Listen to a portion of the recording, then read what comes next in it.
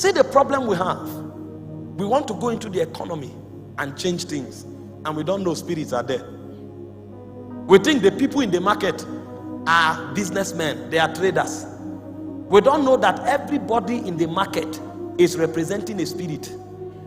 And so until your own relationship with the Spirit of God is intact, if you go there, you'll be a victim. We want to send people to government, and we think government is about understanding the principles of leadership. The moment they now enter government, they will now meet power. And when they meet power, they will now discover that spirits represent power. There are spirits in darkness that are called powers, and there are spirits in light that are also called powers. These spirits will fight for your allegiance. And so the man understands all the laws of leadership, but suddenly he goes to government, and instead of applying the laws of leadership, he becomes a loot. He steals the whole money of the country. He suddenly becomes creative. He needs a company in Dubai. Meanwhile, you didn't teach him that there are spirits that manipulate the mind, that it will take priesthood in addition to his understanding of the principle of leadership to be able to bring justice to the nation. You just read his credentials and say he studied in Oxford, he studied in Harvard. When he comes, he will now understand there's a university older than Oxford. The university older than Oxford is the cocoons of spirits. He said the dark places of the earth, they are the habitation of cruelty. Therefore have respect unto the covenant. And so a man who does not have respect unto the covenant will collide with spirits that were there when the foundation of the earth were created. And they know what the first fathers of Kenya said.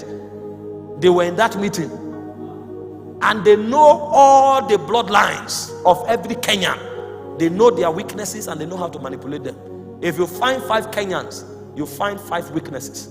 Some are lost, some are lying, some are pride. And what these spirits do is that they keep the guard over the gates of bloodline, and they watch over it until their agenda is fulfilled. So if you want to rise, they will open the archive of your bloodline and find out the predominant weakness.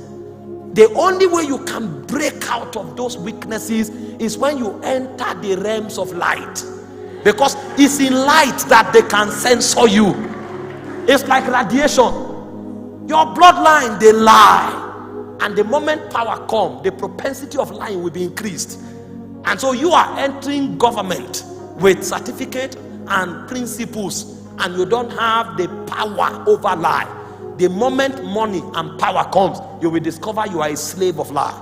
The only way the powers of lie can break so that you can apply those principles is when through priesthood you navigate into light. Because the moment you appear, they will say, who are you? Because there you don't introduce yourself with your name. You introduce yourself with your purity. He said, in the year that King Uzziah died, I saw the Lord. Nobody asked him his name. He said, I'm a man of unclean lips. I dwell among a people of unclean lips. And so the only way you can fulfill destiny is when you explore priesthood until the weaknesses of the flesh are tamed.